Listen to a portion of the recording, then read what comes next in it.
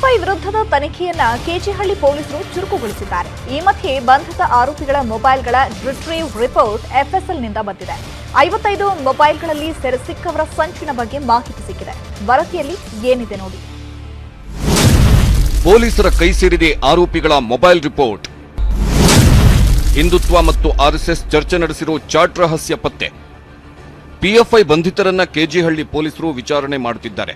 ಇದರ ನಡುವೆ ಕೆಜಿಹಳ್ಳಿ ಪೊಲೀಸರ ಕೈಗೆ ಆರೋಪಿಗಳ ಮೊಬೈಲ್ ರಿಟ್ರೀವ್ ರಿಪೋರ್ಟ್ ಸಿಕ್ಕಿದೆ. ಇದರಲ್ಲಿ ಹಿಂದುತ್ವ ಮತ್ತು ಆರ್ಎಸ್ಎಸ್ ಸಿದ್ಧಾಂತದ ಬಗ್ಗೆ ಚರ್ಚೆ ಪತ್ತೆಯಾಗಿದೆ. ಜೊತೆಗೆ ಮುಸಲ್ಮಾನರ ಬಳಿಯೇ ವ್ಯವಹಾರ ಮಾಡಬೇಕು ಅಂತ ಹೇಳಿರುವ ಪ್ರಚೋದನಾಕಾರಿ ವಿಡಿಯೋಗಳ ಬಗ್ಗೆಯೂ ಮಾಹಿತಿ ಸಿಕ್ಕಿದೆ ಎನ್ನಲಾಗಿದೆ. ಇನ್ನು ಹರ್ಷ ಕೊಲೆ ಆರೋಪಿಗಳಿಬ್ಬರಿಗೆ ಬಂಧಿತರು ಸಂಪರ್ಕದಲ್ಲಿ ಇರೋದರ ಜೊತೆಗೆ ಕೆಲವರ ಮೊಬೈಲ್ಗಳಲ್ಲಿ ಹಿಂದೂ ಮುಖಂಡರ ಫೋಟೋಗಳು ಸಿಕ್ಕಿವೆ.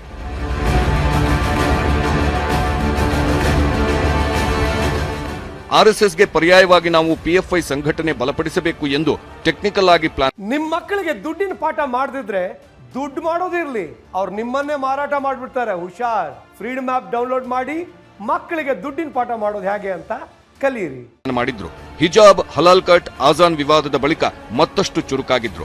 ಬೆಂಗಳೂರು, ಮಂಗಳೂರು, ಹುಬ್ಬಳ್ಳಿ, ಕಲಬುರಗಿ, ದಾವಣಗೆರೆ, ಉಡುಪಿ ಹಾಗೂ ಕೇರಳದಲ್ಲಿ ಸರಣಿ ಸಭೆಗಳನ್ನು ನಡೆಸುವುದು ಬೆಳಕಿಗೆ ಬಂದಿದೆ. ಸಭೆಗೆ ಬರುವವರು ಬಸ್ಸಲ್ಲೇ ಬರಬೇಕು, ಮೊಬೈಲ್ ತರುವಂತಿಲ್ಲ ಎಂದು ಷರತ್ತು ಹಾಕಿದ್ರು ಅನ್ನೋದು ಗೊತ್ತಾಗಿದೆ.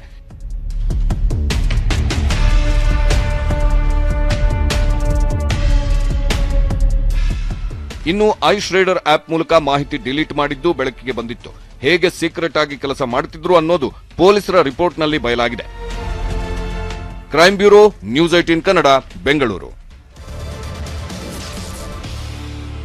ಫುಡ್ ಡೆಲಿವರಿ ಬಾಯ್ ನೆಪದಲ್ಲಿ ಬೆಂಗಳೂರಲ್ಲಿ ನೆಲೆಸಿದ್ದ ಶಂಕಿತ ಉಗ್ರನ ಮನೆ ಮೇಲೆ ಎನ್ಐಎ ಎಫ್ಐಆರ್ ದಾಖಲಿಸಿದೆ. ಶಂಕಿತ ಉಗ್ರನ ಸಂಚಿನ ಬಗ್ಗೆ ಕೆಲವು ಮಹತ್ವದ ಅಂಶಗಳು ಬಯಲಾಗಿವೆ. ಹಾಗಾದ್ರೆ ಎನ್ಐಎ ಎಫ್ಐಆರ್ನಲ್ಲಿ ಏನೇನಿದೆ ಈ ಸ್ಟೋರಿ ನೋಡಿ. ತಿಲಕ್ ನಗರದ ಶಂಕಿತ ಉಗ್ರನ ಮೇಲೆ ಎನ್ಐಎ ಎಫ್ಐಆರ್. ಟೆಲಿಗ್ರಾಂನಲ್ಲಿ 2 ಗ್ರೂಪ್ ಮಾಡಿಕೊಂಡಿದ್ದ ಶಂಕಿತ.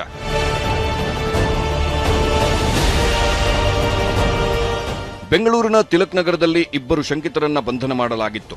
ಇದೀಗ ಎನ್ಐಎ ಎಫ್ಐಆರ್ ದಾಖಲಿಸಿದ್ದು 2 ಆರೋಪಿಗಳು ಟೆಲಿಗ್ರಾಂನಲ್ಲಿ 2 ಗ್ರೂಪ್ ಮಾಡಿಕೊಂಡು ಯುವಕರನ್ನ ಸೆಳೆಯುತ್ತಿದ್ದ ವಿಚಾರ ಬಯಲಾಗಿದೆ. ಶಂಕಿತ ಉಗ್ರರಾದ ಅಖ್ತರ್ ಹುಸೇನ್ ಲಕ್ಷರ್ ಮತ್ತು ಅಬ್ದುಲ್ ಅಲೀಂ ಮಂಡಲ್ ಅಲಿಯಾಸ್ ಎಂಡಿ ಜುಬಾ ಟೆಲಿಗ್ರಾಂನಲ್ಲಿ ದಿ ಈಗಲ್ ಆಫ್ ಖೊರಾಸಾನ್ ಮತ್ತು ಹಿಂದರ್ ಈಗಲ್ ಹೆಸರಲ್ಲಿ 2 ಗ್ರೂಪ್ ರಚಿಸಿದ್ದರಂತೆ.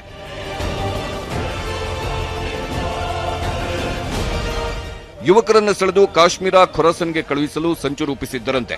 ಯುವಕರಿಗೆ ತರಬೇತಿ ನೀಡಿ ಕೋಮು ಹಿಂಸೆ ಹಾಗೂ ದೇಶದಲ್ಲಿ ಅಹಿತಕರ ಘಟನೆ ಸೃಷ್ಟಿಗೆ ಯೋಜನೆ ರೂಪಿಸಿದ್ದರು ಎಂದು ಎಫ್ಐಆರ್ ದಾಖಲು ಮಾಡಲಾಗಿದೆ. ಶಂಕಿತ ಉಗ್ರರು ಸೌದಿ ಅರೇಬಿಯಾ ಮತ್ತು ಅಫ್ಘಾನಿಸ್ತಾನ ಮೂಲದ ಕೆಲವರ ಜೊತೆ ಲಿಂಕ್ ಹೊಂದಿದ್ರು ಅನ್ನೋದು ಗೊತ್ತಾಗಿದೆ. ಕಾಶ್ಮೀರದಲ್ಲಿ ಮುಸ್ಲಿಮರ ಮೇಲೆ ಸೇನೆ ದೌರ್ಜನ್ಯ ಎಸಗುತ್ತಿದೆ ಎಂದು ಯುವಕರಿಗೆ ಪ್ರಚೋದನೆ ನೀಡುತ್ತಿದ್ದ ಬೆಂಗಳೂರಿನಿಂದ ಕಾಶ್ಮೀರಕ್ಕೆ ಹೋಗಲು ಯೋಜನೆ ರೂಪಿಸಿದ್ದ ಅಖ್ತರ್ ಹುಸೇನ್ ಅಲ್ ಖೈದಾ ಸಂಪರ್ಕ ಹೊಂದಿದ್ದ ಎನ್ನಲಾಗಿದೆ.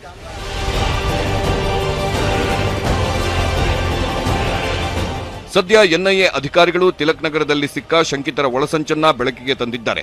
ಸದ್ಯ ಅಖ್ತರ್ ಹುಸೇನ್ ಮತ್ತು ಜುಬಾ ಮೇಲೆ ಎಫ್ಐಆರ್ ದಾಖಲಾಗಿದ್ದು ತನಿಖೆ ತೀವ್ರಗೊಂಡಿದೆ. Muniraju, crime bureau, news 18 Kannada, Bengaluru.